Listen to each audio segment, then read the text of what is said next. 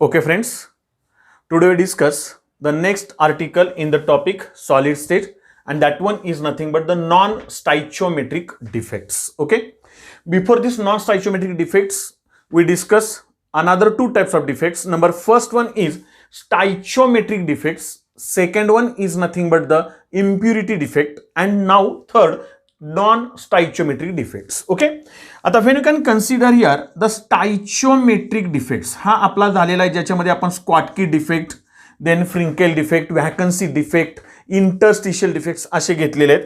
आणि हा स्टाइचियोमेट्रिक मध्ये आपण आता आज घेणार आहे नॉन स्टाइचियोमेट्रिक डिफेक्ट्स. आता या दोन्हीमध्ये नेमका फरक काय हे आपल्या लक्षात आलं पाहिजे. स्टाइचियोमेट्रिक म्हणजे काय तर that one is nothing but you can maintain the stoichiometry of that compound या of that molecule. For example समजून चला, फॉर एक्झाम्पल मी निकेल ऑक्साईडचा फॉर्म्युला लिहिला तर मी NiO असा लिहिणार आहे. लक्ष देते का बघा. ओके, म्हणजे इथं निकेल 1 ऑक्सिजन 1, कारण का ऑक्सिजनवर -2 निकेलवर +2, हे दोन्ही बॅलन्स होणार आहेत. म्हणजे इथं जर निकेल 1 आहे, ऑक्सिजन 1 आहे, तर त्याला तुम्ही म्हणता there is the maintaining of stoichiometry. लक्षात आलं.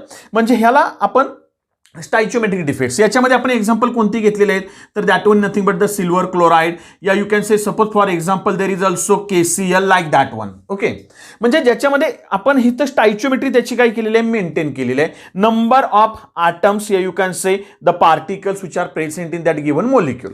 स्टाइचियोमेट्री ही झाली मेंटेन, तर त्याला म्हणायचं स्टाइचियोमेट्रिक डिफेक्ट्स. करेक्ट. आता नॉन स्टाइचियोमेट्रिक डिफेक्ट्स म्हणजे नेमकं काय तर non stoichiometric defects are nothing but the defects in which stoichiometry of that respective element does not maintain in a given crystal structure या in a given formula. आता for example समजून चला मी इथं NiO लिहिलंय, म्हणजे याची स्टाइचियोमेट्री क्लिअर आहे, maintain आहे. पण मी लिहिताना जर असं लिहिलं Ni 0.97 आणि O असं लिहिलं, लक्षात घ्या. किंवा आणखीन एक एक्झाम्पल आपण लिहूया, that one is nothing but the Fe 0.96 आणि O असं लिहिलं, तर याचा अर्थ काय होतोय की समजा निकेल याचे ॲटम्स आपण घेतले 0.97, तर ऑक्सिजन झाला 1, म्हणजे ऍक्च्युली 1:1 असं असतं तर स्टाइचियोमेट्री मेंटेन झाली असती. पण इथं 1:0.97 आहे. लक्ष देतंय का बघा. इथं ऍक्च्युली FeO फक्त लिहिलं असतं तर स्टाइचियोमेट्री डिपेंड आपली मेंटेन झाली असती. पण Fe 0.96 आहे आणि ऑक्सिजन 1 आहे. म्हणजे असं जर होत असेल फॉर्म्युला तर त्याला म्हणायचं नॉन स्टाइचियोमेट्री. म्हणजे when you can consider if the stoichiometry of that element, respective element can not be maintain in a given formula at that time, that one is called as the non stoichiometric and that defects are called as non stoichiometric defects. Okay, मग हे असे फॉर्म्युले काय येतात हे आपल्याला घ्यायचं आहे. समजून चला, फॉर एक्झाम्पल कदाचित तुम्हाला एखाद्या ठिकाणी असंही मिळेल, झिंक आहे 1.2 आणि ऑक्सिजन 1 असं पण येईल. म्हणजे इथं झिंक 1.2 आहे, ऑक्सिजन 1 आहे. ऍक्च्युली झिंक ऑक्साईड म्हटलं तर ZnO यायला पाहिजे, म्हणजे झिंक 1 ऑक्सिजन 1, पण इथं झिंक मात्र थोडासा जास्त आला. लक्ष देते का बघा. म्हणजे या प्रमाणे जर फॉर्म्युले येत असतील तर त्या फॉर्म्युलाला म्हणायचं बाळांनो नॉन स्टाइचियोमेट्री, आणि त्या डिफेक्टला काय म्हणायचं, non stoichiometric defects. Okay, so that non stoichiometric defects which can be again classified into 2 types. Which are that one. Number first one is the metal deficiency defect. म्हणजे नेमकं काय तर बघा, याची एक्झाम्पल इथं आहेत बघा. ऑक्सिजनच्या जर का तुम्ही प्रपोर्शन मध्ये Fe घेतला तर 1 पेक्षा 0.96 म्हणजे कमी आहे. निकेल घेतला 0.97 आहे. असं जर का मेटल कमी असेल तर त्याला म्हणायचं मेटल डिफिशियन्सी डिफेक्ट. तो काय येतो ते आपण एक्सप्लेन करणार आहे. Second, metal excess defect. That one is nothing but suppose for example zinc 1.2 O1, actually oxygen 1 तर Zn पण 1 पाहिजे होता, पण झिंक 1.2 आला, 1.1 आला, असं थोडंसं. म्हणजे जर का मेटल जास्त असेल तर मग मात्र त्या डिफेक्टला काय म्हणायचं, metal excess defect. So that one is nothing but when you can discuss about the non stoichiometric defects there are the 2 types. Number first one is that is nothing but the metal deficiency defect. Second one is the metal excess defect. Okay, that metal excess defects again classified into 2 types. That one is nothing but due to the presence of neutral atom or cation at interstitial site. म्हणजे नेमकं कसं येतंय ते एक बघायचं आहे. And last one is the very important. By anion vacancies it is also called as the colour of F centres. म्हणजे जर का अनायन व्हॅकन्सी तयार झाली तर मग मात्र त्याला कलर का मिळतो त्याचं एक रिझन आपल्याला घ्यायचं आहे. And it is nothing but the metal excess defect. Okay, so see one by one. आता आपण बोर्डवर काय केलंय तेही क्लिअर करूया. समजून चला, मी इथं 1 लिहिलाय म्हणजे that one is nothing but the metal deficiency defect. त्याच्यासाठी ही डायग्राम आहे. डायग्राम काढायला आपल्याला वेळ जाऊ नये म्हणून मी अगोदर डायग्राम काढून ठेवलेले आहेत. ओके, इथं मी लिहिलंय सेकंड ए, म्हणजे सेकंड ए मधला it is the metal excess defect due to presence of neutral atom or cation at interstitial site. Explain करायच्या वेळेस आणि बोलेन. इथं मी लिहिलंय second B, that one is nothing but the metal excess defect due to anion vacancies. हे आपल्याला clear करायचं आहे. That is nothing but the colour of F centres. Okay, see one by one. आता याच्यामध्ये सी एक आपण पहिल्यांदा clear करूया. Number first one, when you can consider the metal deficiency defect. याच्यासाठी एक्झाम्पल आपल्याला कोणतं दिलंय तर that one is nothing but the example of nickel oxide. हे आपण घेतलेलं आहे. In nickel oxide, you know very well, oxygen carries -2 and nickel carries +2. Okay, आता इथं जर गेला तुम्ही तर हे बघा, हा ब्लॅक मध्ये आपण Ni2+ घेतलाय, रेड मध्ये O2- आहे. Ni2+ O2-, Ni2+ O2-. म्हणजे निकेल ऑक्साइड मध्ये निकेलचा आयन Ni2+, ऑक्सिजनचा अनायन O2-. असं हे क्रिस्टल स्ट्रक्चर आहे, लक्षात घ्या. ओके, मग ज्याच्यामध्ये जर स्टायचिओमेट्री घेतली तर ऍक्च्युअली फॉर्म्युला काय येणार आहे तर that one is nothing but the NiO, that is nothing but the nickel oxide. पण याच्यामध्ये आपल्याला जर का नॉन स्टायचिओमेट्रिक डिफेक्ट आपल्याला शिकायचं आहे तर at the time what happens here, due to the metal deficiency defect we can be observe the non stoichiometric defects. Number first thing, remember well one thing, that metal deficiency defect is shown by that only that metals which carries variable oxidation state. लक्षात घ्या, ज्या इलेमेंटवर किंवा ज्या मेटलवर variable oxidation state आहे. For example आपल्याला माहिती आहे, when you can see that is the Fe2+ and Fe3+. लक्षात येत आहे का बघा, म्हणजे हा मेटल आयन आपल्याला मेटल डिफिशियन्सी डिफेक्ट दाखवू शकतो. समजून चला, for example stannous, that is the Sn2+, stannic Sn4+. म्हणजे इथं व्हेरिएबल ऑक्सिडेशन स्टेट आली म्हणजे हा आपल्याला मेटल डिफिशियन्सी डिफेक्ट दाखवू शकतो. तसंच निकेलच्या बाबतीमध्ये गेला तर in nickel there are the Ni2+ and second one is the Ni3+. लक्षात घ्या, निकेल जनरली Ni2+ दाखवतो आपल्याला माहिती आहे, पण कधी कधी Ni3+ पण दाखवतो. म्हणजे इथं जर गेला तर nickel can be also having the variable oxidation state. Therefore the nickel oxide it can be shows the metal deficiency defect. म्हणजे सगळ्यात महत्वाचं आपल्याला काय माहिती पाहिजे तर मेटल डिफिशियन्सी डिफेक्ट कोण दाखवेल तर दॅट इलेमेंट या that metal which carries variable oxidation state. इथपर्यंत आयडिया क्लिअर बाळांनो.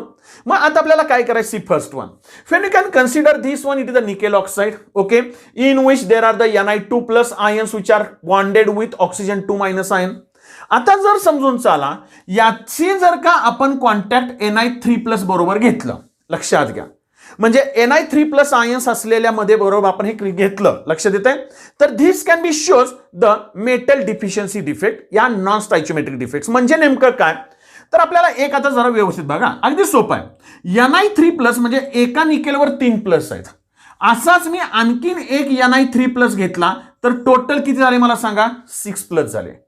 मग याचे टोटल 6+ मला Ni2+ जे आहे ते किती घ्यावे लागतील तर मला 3 घ्यावे लागतील. 1, 2 आणि 3 असे हे Ni2+ मला 3 घ्यावे लागतील. बरोबर, म्हणजे जर Ni3+ आपण याच्यामध्ये घेतला तर लक्षात येतंय का बघा, हे Ni2+ आहेत का नाही, हे आपण याच्यातले 3 Ni2+ आपण काय करूया बाजूला काढूया. कुठलेही 3 काढा, काही प्रॉब्लेम नाही. हे बघा आता बाळांनो, हा 1, 2 आणि हा आपण पाहिजे तर तिसरा घेतला. ओके, म्हणजे 3 Ni2+ याच्यातले निघून गेले. Idea clear. And that Ni3+ which can B occupy the space of that Ni2+.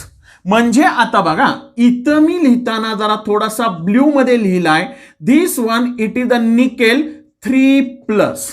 इथं मी एक आता लिहिताना ब्ल्यू मध्ये लिहितोय and that one is nothing but the nickel 3+. म्हणजे इथं 3+ आणि 3+, 6+ झाले. आपले टोटल 6 प्लस गेले, म्हणजे इथं जे आहे इथं आपल्याला व्हॅकन्सी क्रिएट झाली. लक्ष देतंय का बघा, इथं Ni3 प्लस येणार नाही का, तर when you can consider in non stoichiometric defects the metal deficiency defect, the electrical neutrality of that is maintain. याची इलेक्ट्रिकल न्यूट्रॅलिटी मेंटेन होणार आहे का, तर आता हे बघा इथं घेतले 2 प्लस आहे, हा 2 प्लस आहे, हा इथं ब्लॅक मधले 2 प्लस आहेत, किती आहेत 1 2 3 4 5 6 7 8 आणि 9, म्हणजे टोटल झाले 18 प्लस. ओके बरोबर आहे, 9 आहेत 2 प्लस वाले. आता हे ब्ल्यू मधले घेतले 6 प्लस झाले, म्हणजे टोटल किती झाले तर 24 प्लस झाले. बरोबर. आता रेड मधले बघूया 1 2 3 4 5 6 7 8 9 10 11 12, म्हणजे 12 जर का आहेत प्रत्येकाचे -2 आहेत, तर ह्याचे किती झाले 24 मायनस. आलं का इलेक्ट्रिकल न्यूट्रॅलिटी मेंटेन. म्हणजे इथं जर आपण घेतलं तर बाळांनो एक लक्षात घ्या, म्हणजे 12 मल्टिप्लाइड बाय 2 केलंय आपण. ओके, म्हणजे इथं 24 मायनस 24 प्लस मेंटेन झालं, म्हणजे इथं मात्र काय झाला, एक मेटल ॲटम कमी झाला. Deficiency of that metal, and because of that the defect can be observed. It is called as the metal deficiency defect. मग आता इथं निकेल कमी झाल्यावर मग याचा फॉर्म्युला काय येणार आहे, तर it is nothing but the nickel 0.97 ओम. आता तुम्ही म्हणाल की हे 0.97च का, 95 का नाही, म्हणजे 0.95 0.96 0.98 का नाही, तर आपल्या पुस्तकात दिलेला हा फॉर्म्युला तो आपण घेतोय. बाकीचे आणि व्हेरिएशन्स फॉर्म्युल्याचे आपण नंतर ह्या लेक्चरच्या शेवटी आणखी फरक थोडीशी तुम्हाला हिंट देतो. ओके, म्हणजे when you can consider here in this metal deficiency defect, what happens here, the metal deficiency म्हणजे मेटल थोडासा कमी झाला, मेटल डिफेक्ट मध्ये आहे, म्हणजे याला फॉर्म्युला काय आला, या नाही 0.9701, म्हणजे हा जर फॉर्म्युला आहे तर बाळा याला म्हणायचं metal deficiency defect, which is observed in that metals which shows variable oxidation state. तुम्हाला NaCl मध्ये हा दिसणार नाही, कारण सोडियमवर फक्त आणि फक्त +1 असतो, लक्षात घ्या. हा तुम्हाला FeO मध्ये दिसेल, लक्षात येतंय का बघा, आयन मध्ये, कारण Fe मध्ये सुद्धा आपल्याला माहिती आहे काय, तर 2 प्लस अँड 3 प्लस. बरोबर, म्हणजे फक्त 2 प्लस आणि 3 प्लस वाले दाखवतात असं पण नाहीये. ज्यांना व्हेरिएबल ऑक्सिडेशन स्टेट आहे त्यांना आपल्याला काय मिळतं, तर that one is nothing but the metal deficiency defect. इथपर्यंत आयडिया क्लिअर. आता number next one, metal excess defect. या शब्दात त्याचा आता मिनिंग आहे, म्हणजे याचा अर्थ या डिफेक्ट मध्ये मेटल हा जास्तीचा असणार आहे. बरोबर आहे. See first one, when you can consider this diagram, what happens here, this one it is the second point, metal excess defect, and A due to presence of neutral atom or cation at interstitial site. आता हे जे example घेतलं इथं black मध्ये आपण लिहिलंय ना, ते Zn2 प्लस आहे, रेड मधला O2 minus, Zn2 plus O2 minus, असे सगळे काय काढलेत आपण, cations and anions in that crystal structure. म्हणजे हा फॉर्म्युला कोणाचा आहे, तर it is nothing but the zinc oxide ZnO. Okay, आता what happens here, when you can consider in this crystal structure, what I say here, if there is the interstitial site is present, and in that interstitial site, what I say, if there is the another zinc atom can be accommodated in that one.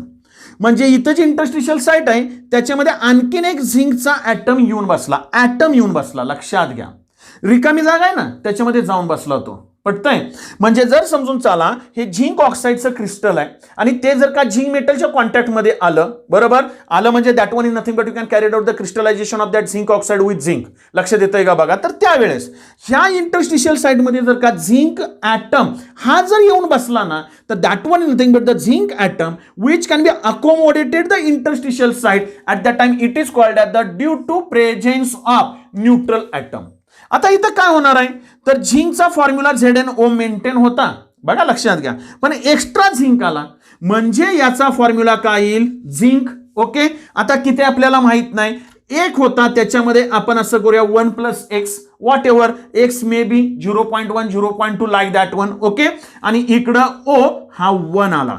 म्हणजे जर formula असा आला की if you can consider the metal is in excess, O एक आहे, zinc एक असता तर स्टायचियोमेट्री आली असती, पण 1 plus x that is nothing but the non-stoichiometric defects due to the presence of this neutral atom at that interstitial site, and that defect is called as the metal excess defect. Metal इथं access झाला बाळांनो, लक्षात येतंय का बघा. Okay, आता याच मध्ये कदाचित तुम्हाला न्यूट्रल ॲटमच्या ऐवजी काय येईल, कटायन ॲट इंटरस्टिशियल साइट असं पण येईल. आता एक आणखीन, जरी इथं झिंक आला तरी याची इलेक्ट्रिकल न्यूट्रलिटी मेंटेन आहे. बघा पाहिजे तर इकडे Zn2 + O2 - हे सगळं ऑलरेडी मेंटेन होतं. इथं जो झिंक आहे हा मेटल आहे, ॲटम आहे, ॲटम इज इलेक्ट्रिकली न्यूट्रल. म्हणजे या क्रिस्टल स्ट्रक्चरवर कुठंही वेगळा पॉझिटिव्ह या निगेटिव्ह चार्ज येत नाही, लक्षात घ्या. Even though when you can consider non-stoichiometry can be observed, but in non-stoichiometric defects, the electrical neutrality is maintained. क्रिस्टलवर कोणताही चार्ज येत नाही, आलं लक्षात. मग आता ती आपण काय केलं, इलेक्ट्रिकल न्यूट्रलिटी मेंटेन केली. आता number next one, that metal excess defect due to presence of cation and interstitial site. म्हणजेच काय करायचं, आता समजून चला हा झिंक ऑक्साईडचा क्रिस्टल आहे. Okay, and that when this zinc oxide crystal which can be heated with zinc, लक्षात घ्या, त्याला आपण हीट केलं. आता हीट केल्यानंतर काय होईल, तर when you can consider here suppose for example the zinc metal undergoes the zinc formation of Zn2+ along with loss of 2 electrons. म्हणजे जर का त्याला हीट केलं तर याच्यामधला जो झिंक होता का नाही तो काय करेल, Zn2+ आयनला जाईल. बघा व्यवस्थित, म्हणजे हा जो कटायन आहे that cation which can be accommodated या presence of that interstitial site. इथं हा Zn2+, हा आता 2+ आहे, कटायन आहे, लक्षात घ्या. हा कटायन इथं आला. आता प्रश्न असा आला, कटायन जर इथं आला तर Zn2+ ची संख्या वाढली ना. मग हे जे 2 इलेक्ट्रॉन्स आहेत इथं जर 2+ आहे ना, तर that 2 electrons which can be present at that interstitial site. So these are the 2 electrons which carries negative charge. याचा एक -1, याचा एक -1, लक्षात घ्या. These are the -2 and this is the Zn2+. That one is nothing but the again electrical neutrality is maintained. आलं लक्षात. म्हणजे इथं जरी समजून चला कदाचित that cation which can be absorbed, या you can say accommodated the interstitial site in a given crystal structure either by, you can say here, the loss of these 2 electrons, and that electrons which also present in that interstitial site, electrical neutrality is maintained. Again here you can say the zinc is in excess, therefore the formula is Zn1 + xO1, that is called as the metal excess defect. म्हणजे दोन गोष्टीमुळे झाला, एक तर presence of due to neutral atom, या you can say presence of that cation at interstitial site. So this one it is nothing but the metal excess defect. लक्षात आलं बाळांनो. आणि एक लक्षात घ्या, ऍक्च्युली जर का झिंक ऑक्साईड घेतला आपण तर ते व्हाईट कलर्ड आहे, लक्षात घ्या. कारण Zn2+ ions that are colourless, त्यांना कोणताही कलर नाही. ट्रान्झिशन एलिमेंट्स मध्ये तुम्ही शिकणार आहे किंवा शिकलाय असं लक्षात घ्या. आता याच्या ऐवजी, कारण याच्यामध्ये Zn2+ आहेत ना, आणि Zn2+ ions does not have any unpaired electron and because of that one that are colourless. म्हणजे तो दिसताना झिंक ऑक्साईडचा आपल्याला कलर व्हाईट आहे. पण गमतीचा भाग असा आहे, याच झिंक ऑक्साईडला जर का तुम्ही हीट केलं, लक्षात घ्या, तर हीटिंग केल्यानंतर सुद्धा झिंक ऑक्साईडच आहे. बघा मी काय म्हटलं, पण हे झिंक ऑक्साईड मात्र आपल्याला येलो कलर दाखवतं. काय येलो कलर दाखवतं, तर due to this the accommodation of this cations and this electrons, this free electrons which can be absorb the energy and again they can be radiate the energy. And if you can consider the radiate energy which can be having a wavelength to a visible range, बरोबर आहे. आणि म्हणून आपल्याला याचा colour दिसतो बाळांनो. म्हणजे zinc oxide हे व्हाईट आहे, त्याला हीट केलं, आपल्याला येलो कलर दिसला केवळ ह्या नॉन स्टायचियोमेट्रिक डिफेक्ट्स मुळे.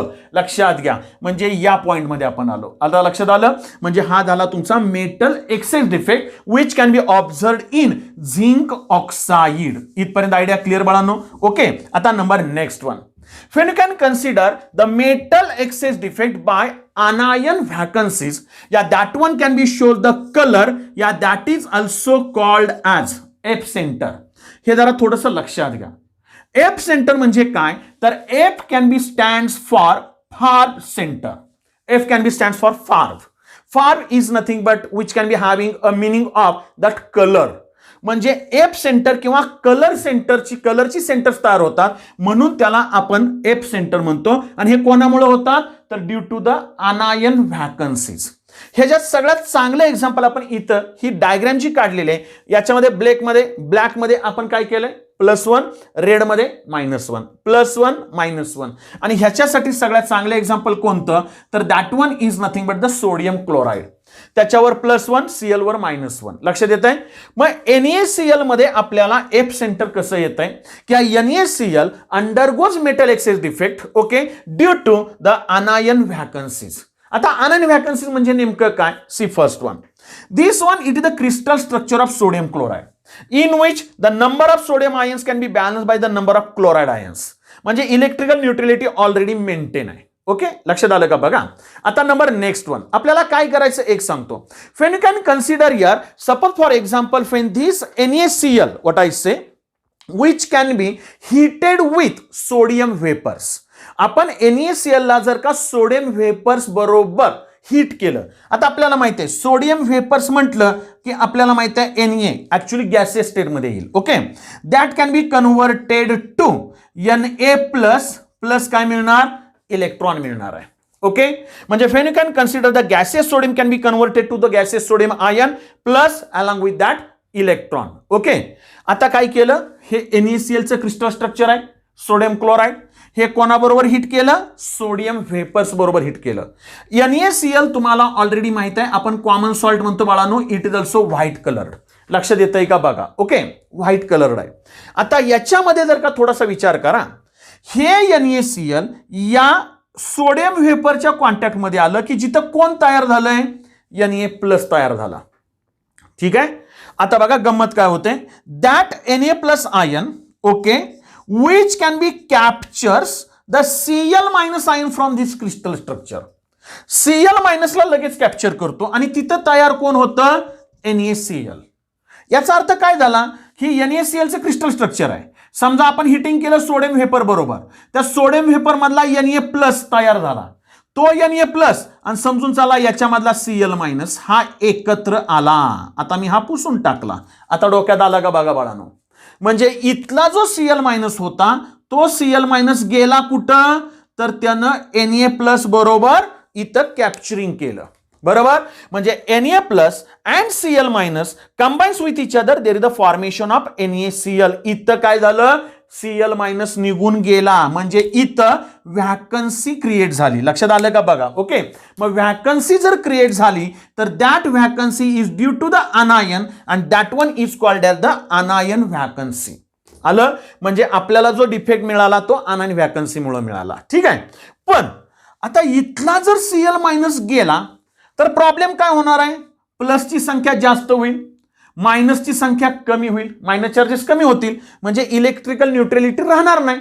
मग ही इलेक्ट्रिकल न्यूट्रलिटी मेंटेन करण्यासाठी हा जो इलेक्ट्रॉन आहे तो इलेक्ट्रॉन हे बघा इथं येऊन बसतो. आता डोक्यात आलं का बघा बाळांनो. म्हणजे when you can consider that delocalized electron, yeah you can say the free electron, yeah you can say the electron which can be formed during this reaction, that can be capture the place of that anion. पण इथला Cl- निघून गेलाय. लक्षात घ्या, तो Cl- निघून गेल्यामुळे vacancy create झाली आणि त्याच्या जागेवर कोण आला, हा इलेक्ट्रॉन. इलेक्ट्रॉनला -1, Cl- -1, चार्ज बॅलन्स झाले सगळे आणि म्हणून again the electrical neutrality of this crystal structure is also maintain. मग याला एफ सेंटर का म्हणायचं, why it is called the F centre. See first one, this electron which can be, when you can consider it can be heated, it can be absorb the energy. Again याच्यासारखंच when it can be radiates the energy which is equal in visible range, at that time you can observe the colour. That one is nothing but the white NaCl which can be shows yellow colour in this condition. म्हणजे हे NaCl आपण sodium vapour बरोबर heat केल्यानंतर इथं Cl- ची vacancy create झाली, त्याच्या जागेवर हा इलेक्ट्रॉन गेला, त्या इलेक्ट्रॉन हिटिंगमुळे एनर्जी ॲब्सॉर्ब केली आणि नंतर ज्यावेळेस ते थंड होईल त्यावेळेस त्याने काय केली, एनर्जी रॅडिएट केली. एनर्जी रॅडिएट केली की ती व्हिजिबल रेंजमध्ये एनर्जी जी असेल म्हणजे त्याची वेवलेंथ ज्या कलरला मॅच होईल तो कलर तुम्हाला इथं ऑब्झर्व होईल. म्हणजे NaCl तुम्हाला कसं दिसेल, येलो कलर. म्हणजे हा जो कलर ऑब्झर्व झाला म्हणजे इथं कलर मिळाला, त्याला स्पार्क म्हणायचं आणि म्हणून याला म्हणायचं एफ सेंटर. म्हणजे हा जो इलेक्ट्रॉन आहे का नाही, which can be show due to this electron which can be observe the colour, it is called at the F centre. लक्षात आलं बाळांनो.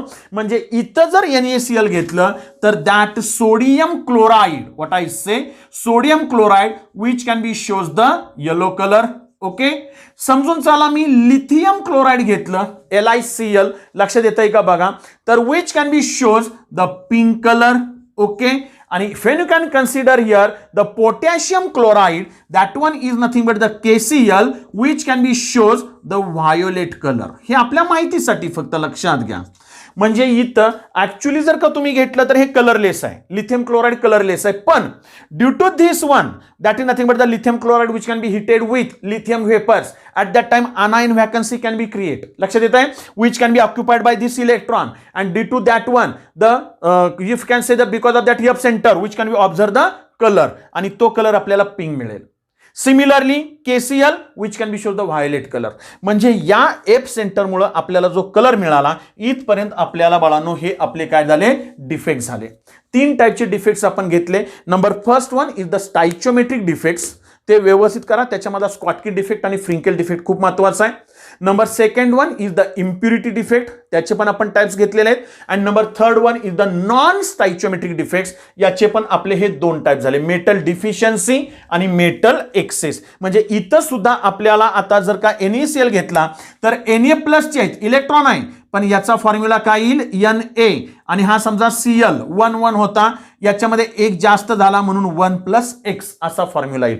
That one is called the metal excess defect. जसं आपण इथं झिंकला लिहिलं होतं, that one is nothing but Zn 1+XO असा आपण इथं लिहिला होता formula. It is also metal excess defect. Metal excess defect मध्ये इथं बघा एक्सेस ऑफ मेटल आहे आणि इथं मात्र गेला बाळांनो तर that is the deficiency of metal आहे. म्हणजे निकेल ऑक्साईड असेल, FeO असेल, त्याच्यामध्ये तुम्हाला मेटल डिफिशियन्सी डिफेक्ट हा असा मिळेल. परत एकदा लक्षात घ्या आणि पुन्हा एकदा सांगतो, मेटल डिफिशियन्सी डिफेक्ट आपल्याला कोण दाखवणार, तर that metal which having variable oxidation state. हे पहिल्यांदा क्लिअर करा. ओके, आणि हे आपण 2 इथं घेतले मेटल एक्सेस डिफेक्टची एक्झाम्पल्स. इथं तुमचं डिफेक्ट्स क्लिअर झालं. काही शंका अजून तुमची? ओके, मग याच्यामध्ये आणखीन तुम्हाला समजून चाला जरा थोडं CET शी रिलेटेड घ्यायचं आहे, तर आपण मग नंतर जरा थोडंसं वेगळ्या लेक्चरमध्ये क्लिअर करूया. का तर याच्यामध्ये तुम्हाला हा CET ला पण प्रश्न येऊ शकतो की समजून चाला, when you can consider in this crystal structure what is the ratio of Ni2+ as to Ni3+, असा पण येऊ शकतो. लक्षात घ्या, समजून चला, तुम्हाला हे दिलेलं आहे आणि त्याच्यामध्ये Ni2+ आणि Ni3+ आहे. तर एका मिनिटामध्ये ते क्लिअर करूया आपण, म्हणजे मग वेळ नाही जाणार. See here, suppose for example when you can consider here the Ni2+ and Ni3+, आपल्याला किती आहेत माहित नाही, आपण हा फॉर्म्युला लिहिला आहे. म्हणजे Ni 0.97 अँड O1 असा फॉर्म्युला आहे, बरोबर. आपण जर असं केलं, समजा हे 0.97 आहे, त्याचा पर्सेंटला आपण हे केलं कन्वर्ट, तर आपल्याला निकेल किती मिळणार, 97, ऑक्सिजन किती मिळणार, 100 मिळणार आहेत. लक्षात घ्या. आता आपल्याला एक माहिती आहे, this can be maintains the electrical neutrality. 1 oxygen carries -2, that is the 100 oxygen carries -200 charges, बरोबर. and that nickel 97 atoms which can be carries plus 200 charges. लक्षात येतंय का बघा, ह्यांचे मिळून आपल्याला +200, therefore it can be maintain the electrical neutrality. मग आपल्याला ह्या +200 मध्ये Ni2+ किती आणि Ni3+ किती हे आपल्याला माहित नाही. मग ते कसं कॅल्क्युलेट करायचं, सी फर्स्ट वन. आता इकडे घेऊया, समजून चला. फॉर एक्झाम्पल खूप सोपं आहे, तुम्हाला हे विचारतात, लक्षात घ्या. आता उदाहरणार्थ समजून चला, आपण असं घेतलं, निकेल आहे, बरोबर आहे, किती आहेत तर 97 आहेत. या निकेल 97 मध्ये कोण कोण आहेत, तर that are nothing but the Ni2+, लक्षात येतंय का बघा, अँड Ni3+ आहेत, बरोबर. आता आपल्याला माहित नाहीत Ni2+ किती Ni3+ किती, पण आपल्याला एक लक्षात येईल, Ni2+ आपण X इतके घेतले तर Ni3+ किती येणार, तर टोटल 97 आहेत, है का नाही. म्हणजे इथं किती येणार, 97 - X, एवढे काय येणार Ni3+ येणार. लक्षात आलं का बघा. Ni2+ किती येतील x. किती आहेत यातले माहित नाही पण टोटल दोघं मिळून Ni2+ आणि Ni3+ टोटल दे आर 97. म्हणजे Ni2+ x therefore Ni3+ 97 - x. Idea clear बाळांनो.